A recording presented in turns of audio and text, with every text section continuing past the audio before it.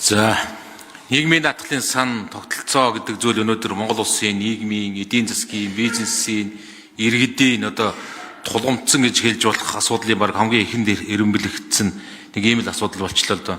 Яг өнөөдрийн байдлаар нийгмийн гэдэг үг, даатгал гэдэг үг, сан гэдэг үг, тэр шимтгэл гэдэг үг ямар утгатайг ч одоо нийтээрээ баг одоо бидний ойлголт асар хол зөрүү. Энийг төлж байгаа нэг хэсэг нь шимтгэлээ төлж байгаа нэг хэсэг нь би татвар өгж өгнө гэж боддог. Ягаад гэвэл энэ алуудлагын шинжтэй надад дахиж надад зориулөгдөхгүй юм. Надаас татвар дээрэмдэж авч яана гэсэн ойлголттой. Энийг энэ шимтгэлээс буцааж өгөөж хүртэж байгаа нэг хэсэг нь энэ миний төлсөн юм биш. Энэ төр гэд нэг сайхан газараас надад хайр халамж, дэм тус өгж байгаа зүйлгээ бодчихсон.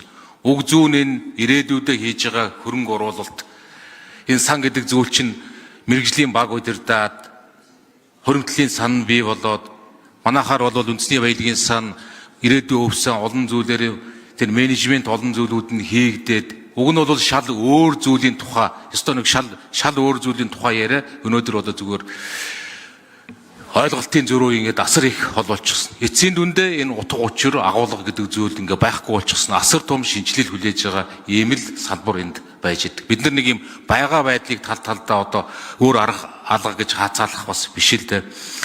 Тэгэхээр одоо яг энэний цаана энэний өрөөр одоо өнөөдөр яг юу болчиход байна вэ гэдэг. Ер нь Монгол улсад өнөөдөр хөдөлмөрлсөн сайхан амьдрах ёстой гэдэг энэ үзэл санаа, энэ бодлого чиглэл өнөөдөр манад байхгүй болчихлоо. За яаж ийгээд тэр халамжаараа хөрхий хүн амьдрахаар юм авахдахгүй байгаа л да. Тэгтэл хүн хөдөлмөрлөөд сайхан амьдрдаг гэдэг энэ философи үзэл санаа өнөөдөр манад байх.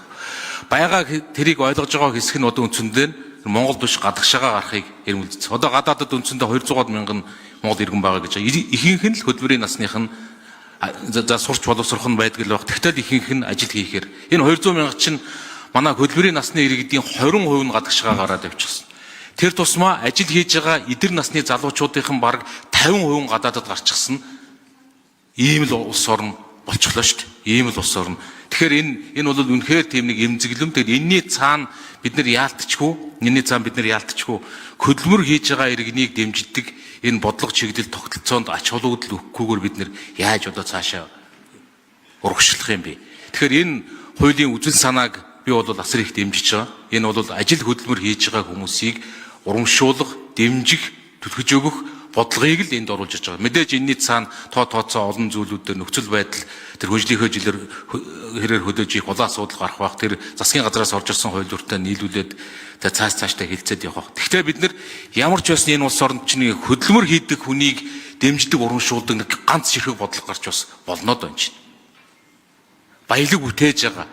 Тэр шимтгэлээр тэр сайн сайхан өгөөдөө болио л да. Зүгээр л энгийнээр хөдөлмөр хийсэн хүнээ бид нар яагаад дэмжиж болдгоо. Тэр чиглэлийн ганц хууль зүйл заалт энэ улс орноос чинь гарч болдгоо одоо ийм л байдаг. Улс төрийн зорилго яг үндэ нийгмийн даатгал гэдэг нийгмийн даатгалын сан гэдэг чинь улс төрийн зорилгоор л ашиглагддаг. Хоол хүнсний толгооноос эхлээд хэн дөхүү гэдэг нь дараагийн сонгуулийн саналтай холбоотой болчихсон нэг ийм утга учраа алдагдсан юм болоод хувирчлаа шүү дээ. Тэгэхээр та бүхэн энэ хуулийн төслийг дэмжиж хилцэх хэсгээр нь дэмжижээд магадгүй эцлэн батлах олон зүйлүүдээр нь засгийн газрын хуулбартаа нийлүүлээд асуудлуудаа яриад явах нь энэ яавч энэ Монгол улсад илүү тустай зүйл бахаал ажил хөдөлмөр хийж Монгол орондоо аятаа сайхан амьдрий гэж бодож байгаа тэр залуучууд олон хүмүүст илүү дэмтэй тустай зүйл бахаал гэж бодож байна.